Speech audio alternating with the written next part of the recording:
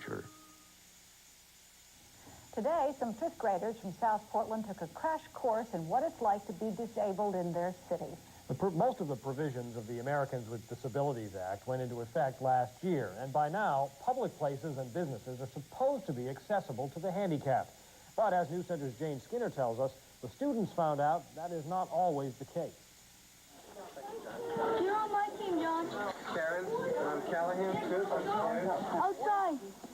It was no ordinary school day for these kids from Kaler Elementary. They ventured out to get a real feel for the struggles the disabled face every day. And they were surprised to find they didn't have to travel far, just over to the public library. I thought it would be like for handicapped people, but it's not. Hannah Dubé's team was charged with checking out the library's bathroom. How wide are they supposed to be?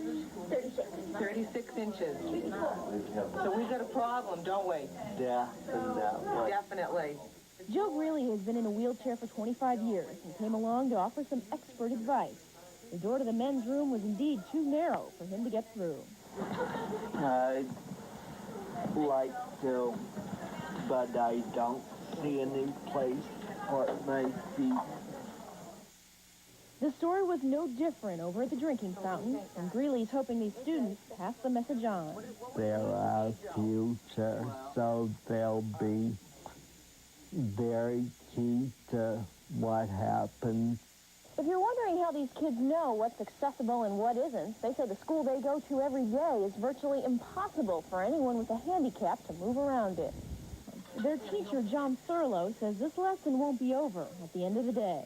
I think we'll add our voices to those that have already spoke to the need for, some changes in facilities. And these are voices that will be speaking for a long time to come. In South Portland, Jane Skinner, News Center.